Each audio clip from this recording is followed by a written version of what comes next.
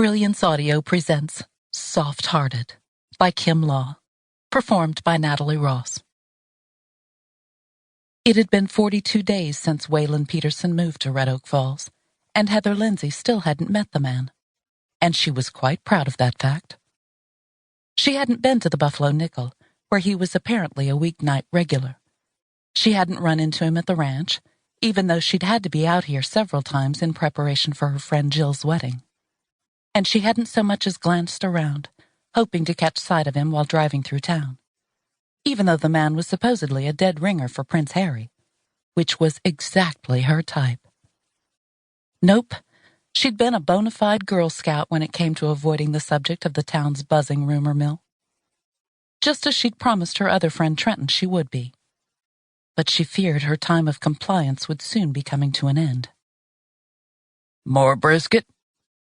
A tray of prime-grilled beef appeared under Heather's nose, and she closed her eyes and allowed herself one deep breath of the mouth-watering smell, and one tiny vision of helping herself to seconds. Then she popped open her eyes and shot their head foreman a droll look.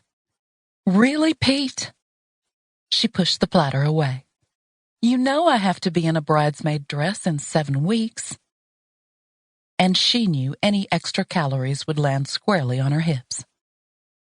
Pete waggled his brows and inched the platter closer. Not even for a special day? He taunted. Heather narrowed her eyes at him. No day is special enough for yet another yoga session. Some days she truly hated yoga. Neither is your brisket. So run along, evil man, and find another unsuspecting soul to fork calories into. Pete chuckled and moved on. It was Labor Day, and though Pete had been manning the smoker since it had been fired up, the group of construction workers, friends and family were actually at Cal and Jill's ranch. The couple had invited everyone over for a cookout, but more importantly, they'd invited the group to preview the extended-length trailer of the upcoming Texas Dream Home special. Back in the spring, the popular home renovation show had chosen 2 companies from Red Oak Falls to compete against each other, and the entire town had immediately climbed on board.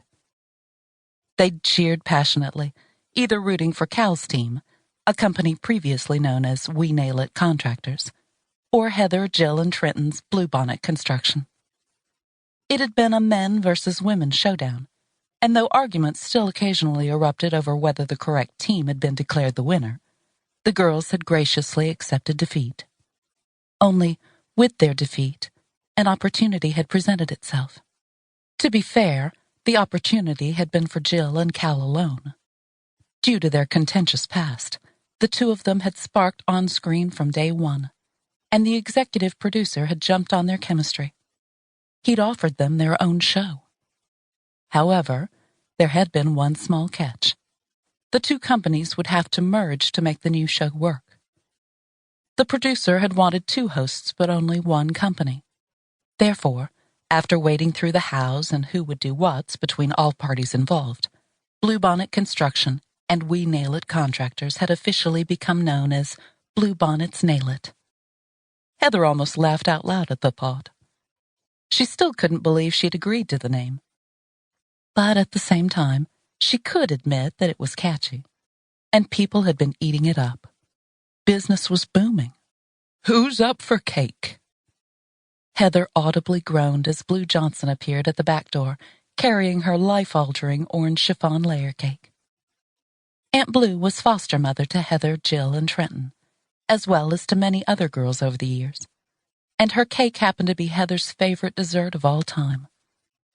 But favorite dessert or not, she hadn't been joking with Pete earlier. At 5'2" and with her late mother's curves, it wasn't easy keeping in shape. "I'm in," Trenton piped up from the other side of the covered patio. She rose from the rocker where she'd been slouched. "I never miss cake." Trenton never missed any food, and it never showed. "Have a piece for me, will you?"